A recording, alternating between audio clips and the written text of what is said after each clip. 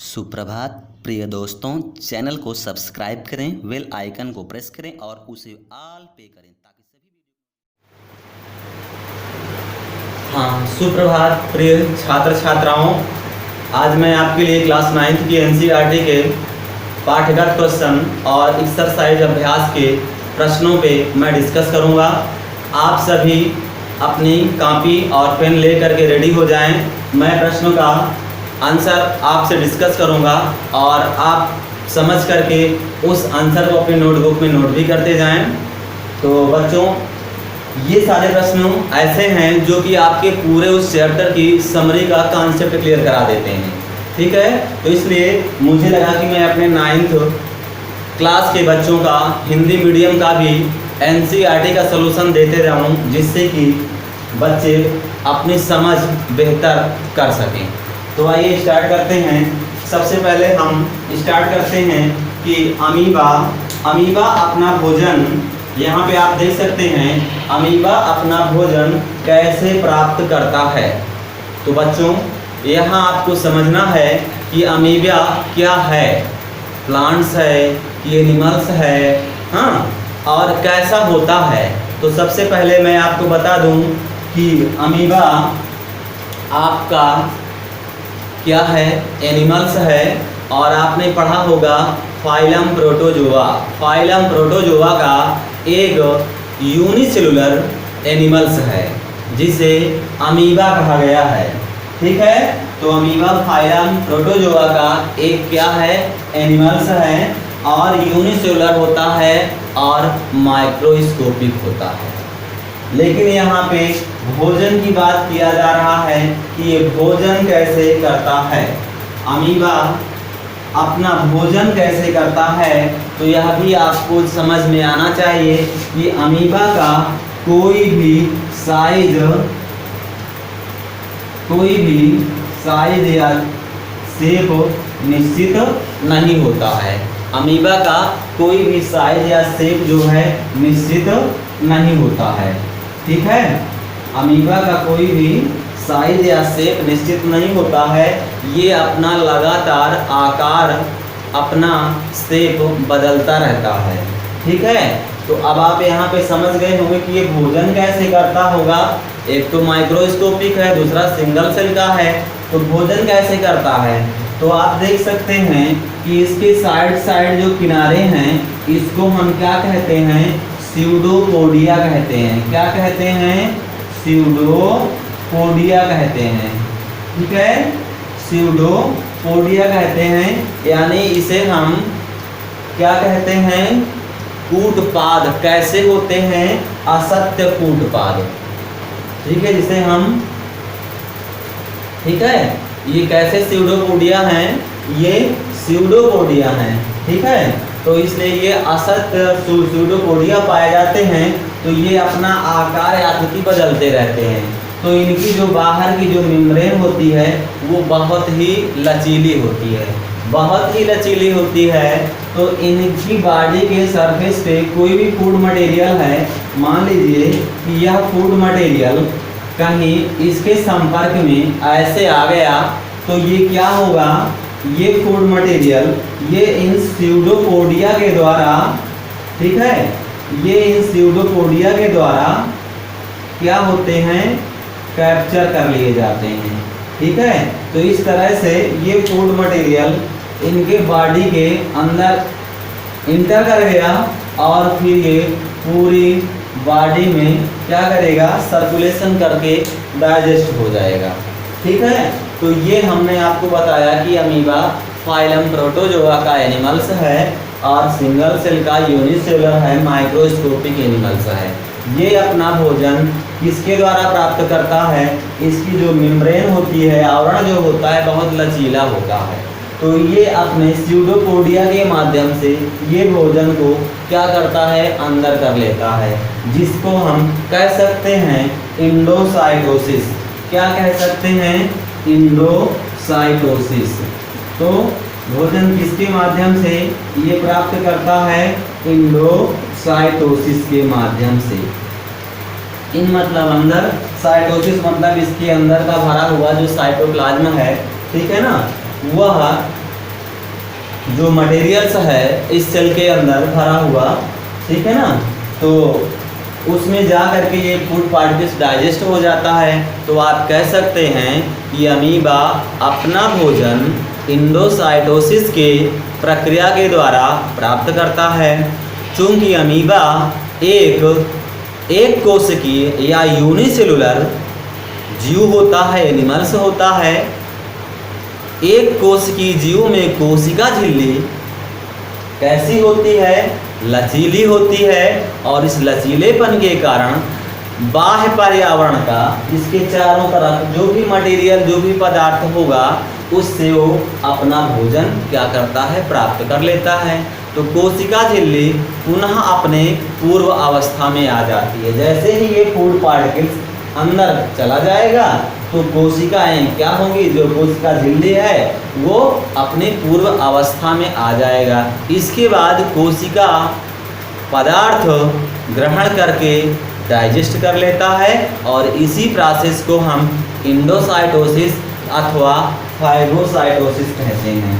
तो ध्यान दीजिएगा बेटा, दो शब्द हैं, एक तो इंडोसाइटोसिस है और दूसरा क्या है?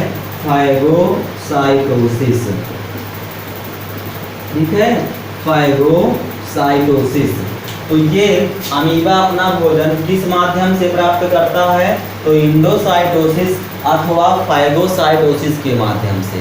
अमीबा के विषय में जान भी गए आप ना, बहुत सिंपल। यह एक कोशिकीय जीव होता है, माइक्रोस्कोपिक होता है, यह अपना आकार हमेशा बदलता रहता है, और इसकी कोशिका झिल्ली बहुत लचीली होती है। इसलिए इनके बाहर के पर्यावरण में पाया जाने वाला पदार्थ इनकी कोशिका झिल्ली के द्वारा क्या किया जाता है?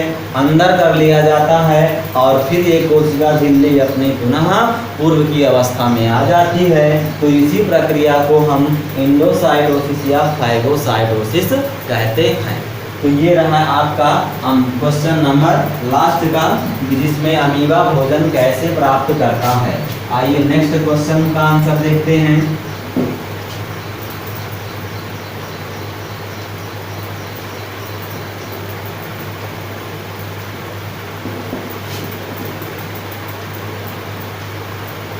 हाँ, नेक्स्ट क्वेश्चन आपको देखना है कि कोशिका झिल्ली क्या दिया गया है? कोशिका झिल्ली को बनाने वाले लिपिड तथा प्रोटीन का संश्लेषण कहाँ होता है? कोशिका झिल्ली को बनाने वाले किसका क्या पूछ रहा है? कोशिका झिल्ली को बनाने वाले लिपिड तथा प्रोटीन्स का संश्लेषण या निर्माण कहाँ होता है? तो यही चीज आपको यहाँ पे ध्यान देना है कि कोशिका झिल्ली को बनाने वाले लिपिड तथा प्रोटीन्स का संश्लेषण या निर्माण कहाँ होता है। तो आप समझ लीजिए कि कोशिका झिल्ली को बनाने वाले लिपिड मीन्स आप समझिए फैट या वसा, ठीक है, और प्रोटीन का निर्माण इंडोप्लाज्मिक रेटिकुलम में होता है। कहाँ होता है? जिसके दो भाग होते हैं। इंडोप्लाज्मिक रेटिकुलम में होता है, जिसके कितने भाग होते हैं? दो भाग होते हैं। पहला तो आप कह सकते हैं रफ इंडोप्लाज्मिक, रफ माने खुरदुरा, ठीक है। तो जो रफ इंडोप्लाज्मिक रेटिकुलम होगा उस पे क्या होगा? जो कोशिका झिल्ली को बनाने वाले प्रोटीन्स का संश्लेषण करेगी, प्रोटीन्स का निर्माण करेगी। लेकिन जो स्मूथ इंडोप्लाज्मिक रेटिकुलम होती है, यह कोशिका झिल्ली को बनाने वाले वसा अथवा लिपिड का निर्माण करेगी। तो अब ये तो आप समझ गए होंगे कि कोशिका झिल्ली को बनाने वाले लिपिड और इसके साथ साथ प्रोटीन्स का संश्लेषण कहाँ होता है। तो ये मालूम चल गया होगा बेटा, कोशिका झिल्ली को बनाने वाले लिपिड। अब देखिए आपका आंसर क्या होगा? कोशिका झिल्ली को बनाने वाले लिपिड तथा प्रोटीन्स का संश्लेषण कहाँ होता है? तो कोशिका के अंदर कोशिका अंदर का क्या नाम है? Endoplasmic reticulum. Endoplasmic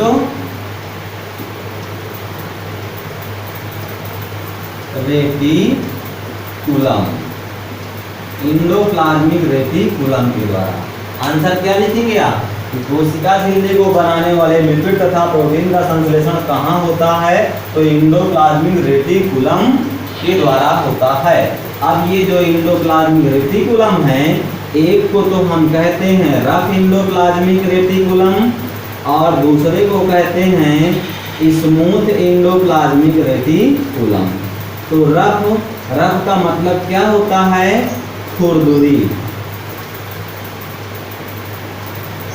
खुरदुरी endoplasmic reticulum. और स्मूथ का मतलब क्या होता है? चिकना। ठीक है, तो ये खुरदुरी इंडोप्लाज्मिक रेटिकुलम और चिकना। अब आप यहाँ पे आप समझ लीजिए कि जो खुरदुरी इंडोप्लाज्मिक रेटिकुलम होता है वह किसका संश्लेषण करता है? तो आप ध्यान दीजिएगा कि यह प्रोटीन का संश्लेषण करता है। किसका संश्लेषण करता है? प्रोटीन का। और स्मूथ इंडोप्लाज्मिक रेटिकुलम किसका करता है? लिपिड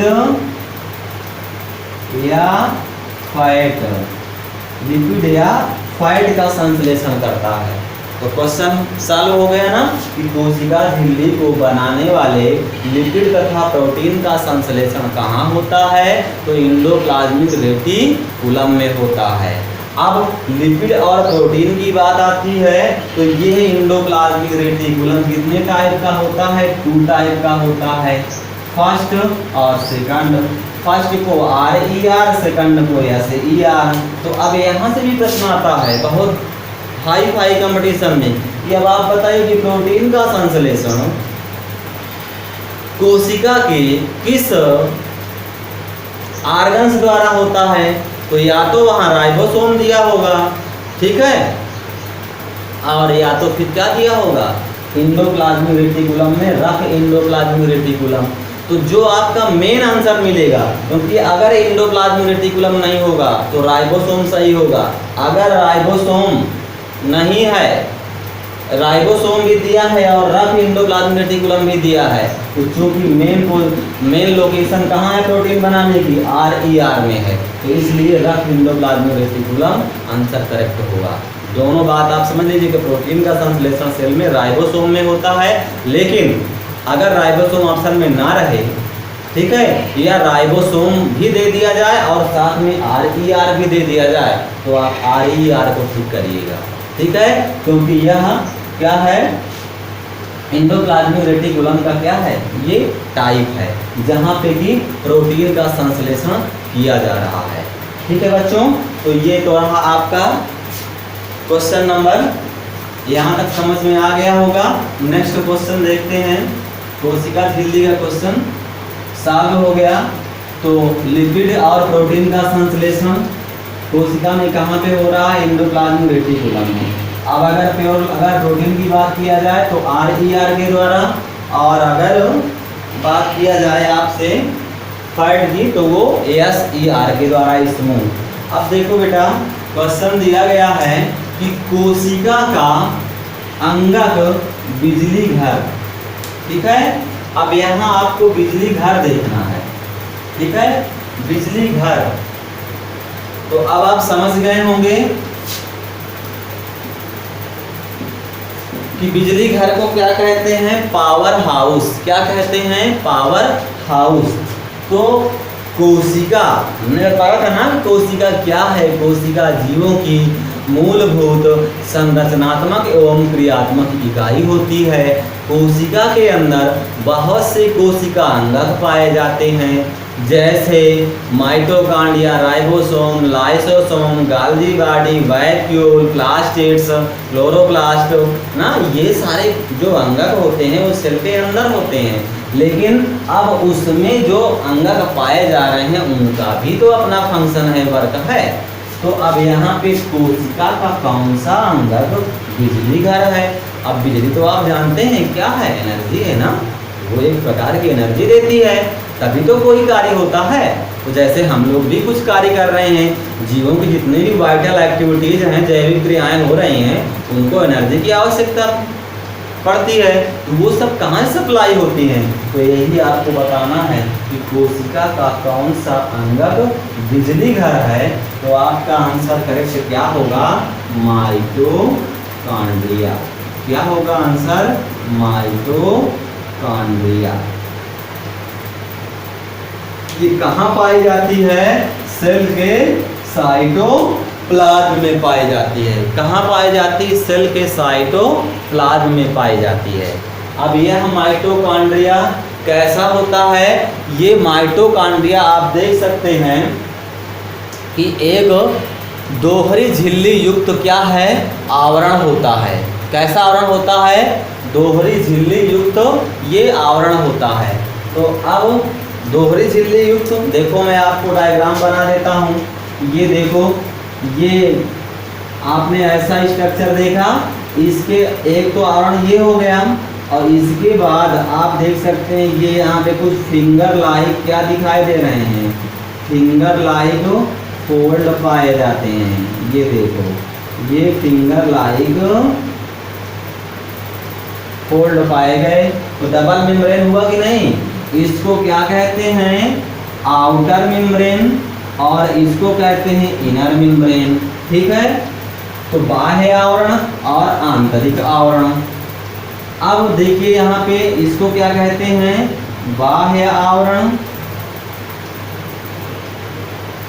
और इसको कहते हैं आंतरिक आवरण। अब देखो, इसको क्या कहते हैं?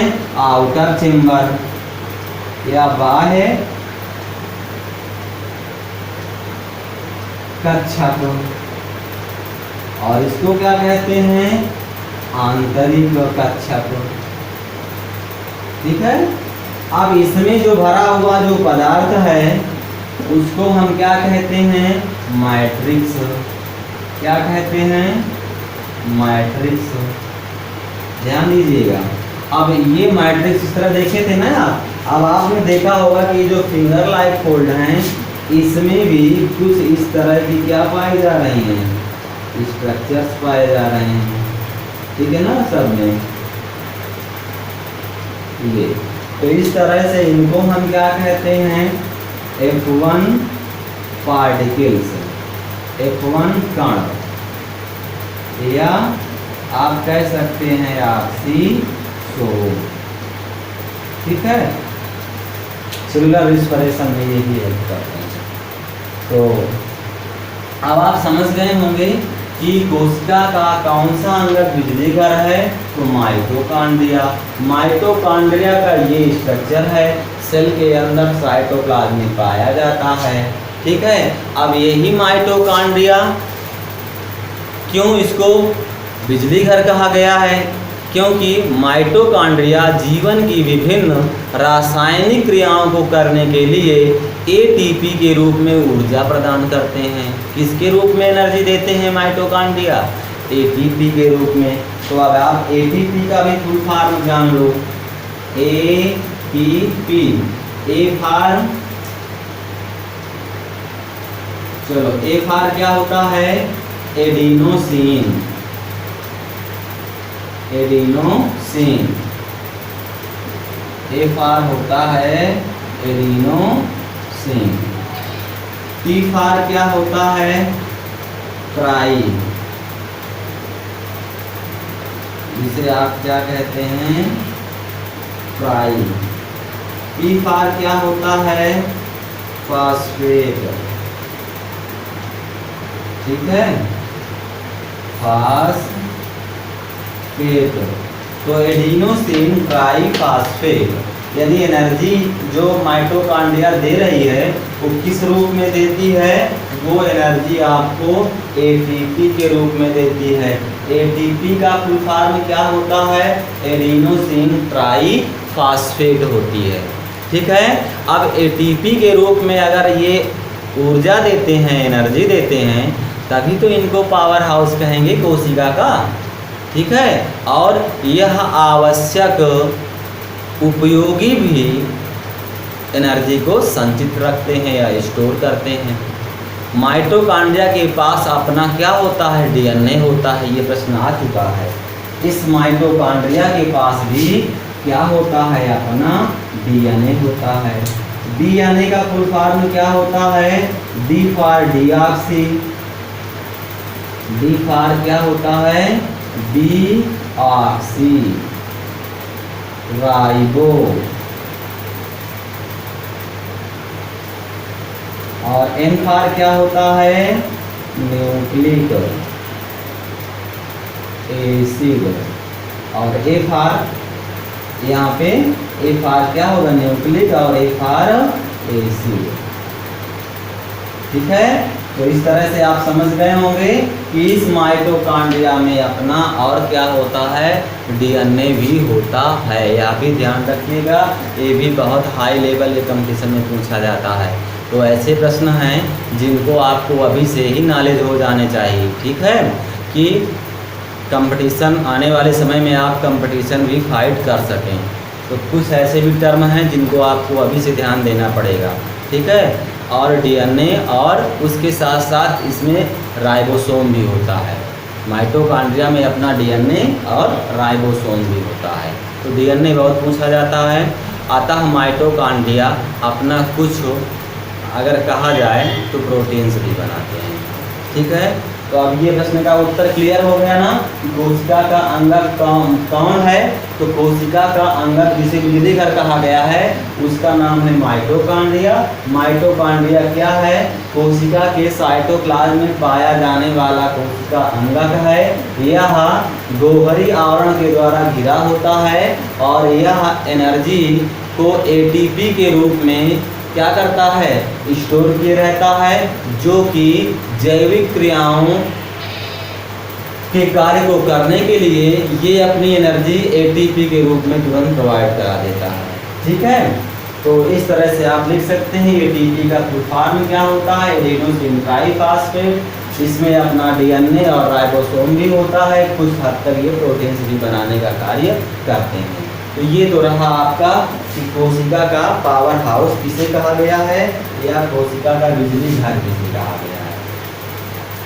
ठीक है, अच्छा, तो आइए हम लोग नेक्स्ट क्वेश्चन देखते हैं।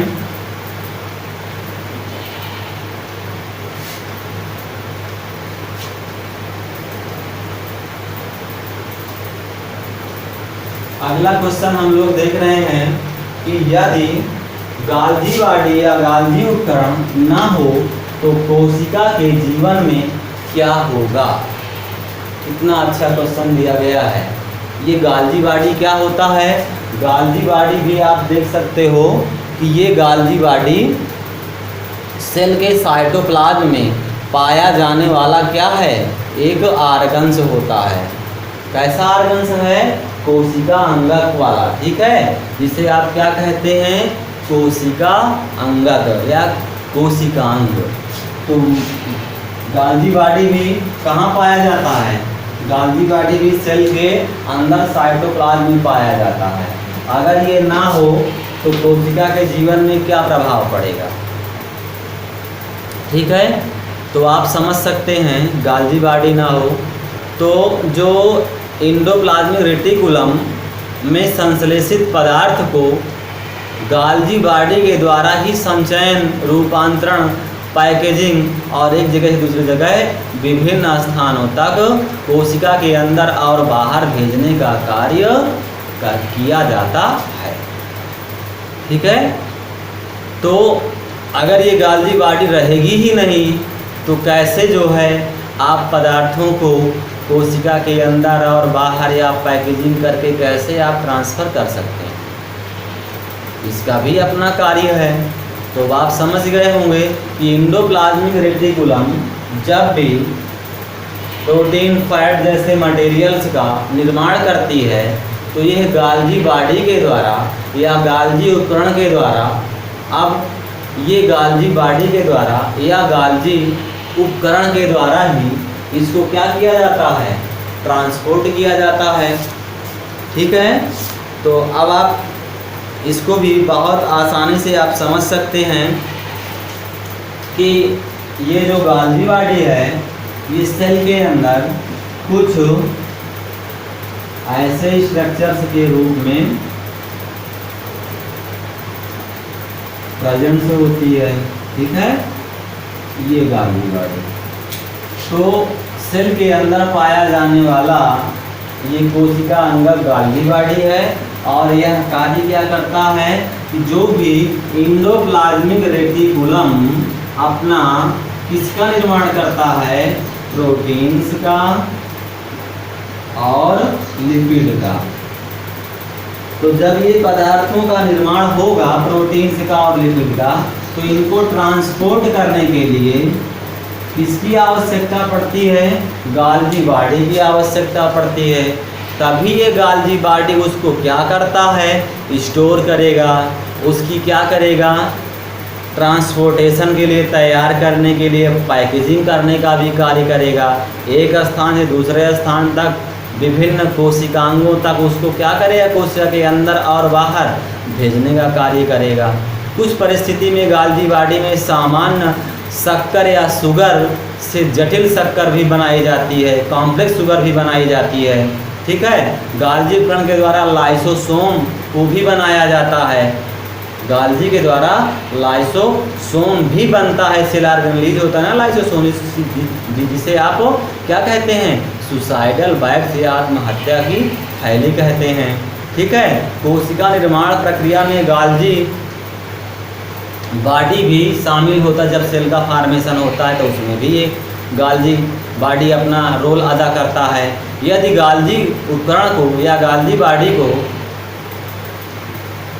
नष्ट कर दिया जाए या ना हो तो कोशिका में होने वाले जो महत्वपूर्ण कार्य हैं, रूपांतरण, पैकेजिंग, विभिन्न पदार्थों का एक स्थान से दूसरे स्थान तक स्थानांतरण संभव नहीं है। तो बात समझ में आ गई ना कि गाल्जी बॉडी का मेन कार्य क्या होता है। एक तो आप कह सकते हैं कि संचयन नहीं होगा, रूपांतरण का कार्य रुक जाएगा, पैकेजिंग नहीं हो पाएगी, फिर ये एक कोशिका से दूसरे कोशिका तक नहीं पहुंच पाएगा, ठीक है। सेल का निर्माण भी रुक जाएगा। कुछ हद तक ये लाइसोसोम का भी निर्माण करता है।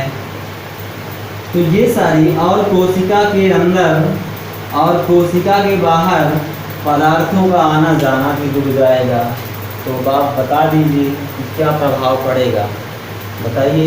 यह एक गाल्जी बॉडी इतने कार्य करती है, अगर इसको नष्ट कर दिया जाए तो कोशिका के जीवन में क्या होगा, ये सारे कार्य क्या होंगे, प्रभावित हो जाएंगे, ठीक है।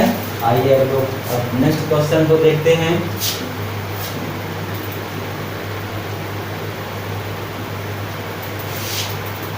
बच्चों बहुत अच्छे से देखिए, आपको हम ये स्टोरी बता दे रहे हैं, आप इसको अपने माइंड में फीड कर लीजिएगा। कुछ भी इसमें कठिन नहीं है, बस जैसे हमारा जीवन है, आपका जीवन है, हम लोग अपने जीवन को जीने के लिए क्या क्या कार्य करते हैं, तो हम जो जानकारी भी कर रहे हैं, यह एक कोशिका के अंदर ही होने वाली जैविक प्रक्रियाओं के विषय में उसकी स्टोरी हम देख रहे हैं, समझ रहे हैं, ठीक है।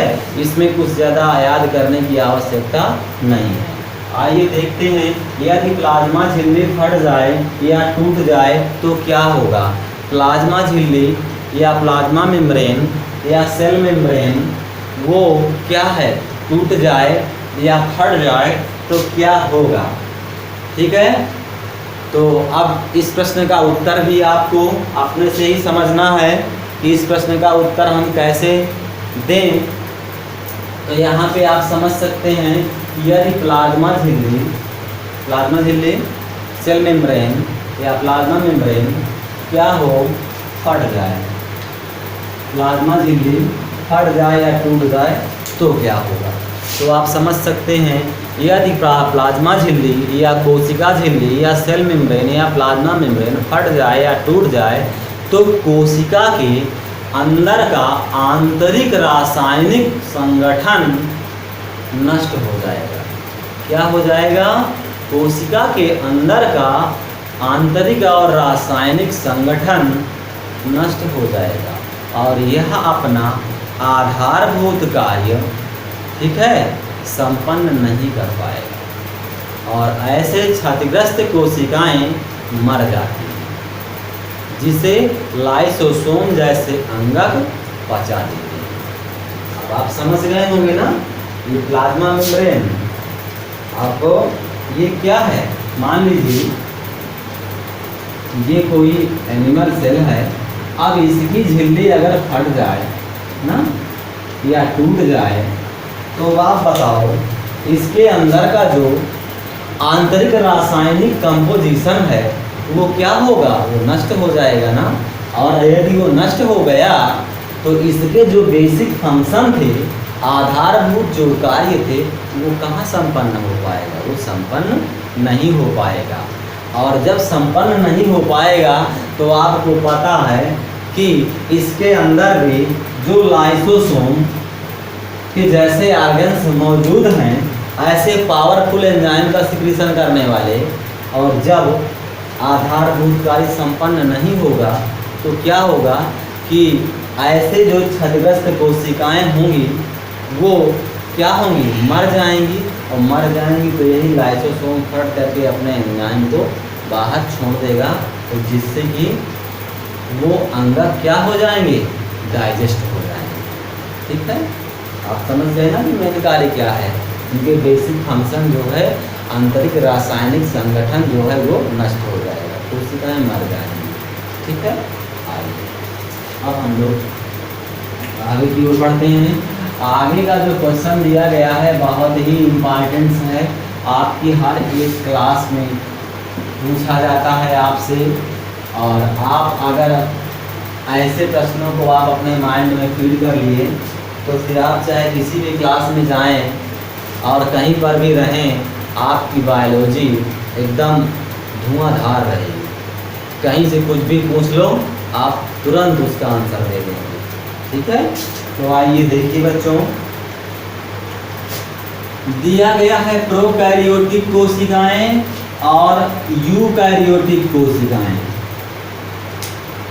से किस प्रकार भिन्न है। तो आपको दोनों के कैरेक्टर समझने हैं कि प्रोकैरियोटिक कोशिका किसे कहते हैं और यूकैरियोटिक कोशिका किसे कहते हैं। ठीक है, दोनों को आपको समझना है। तो सबसे पहले आप समझ लीजिए यहाँ पे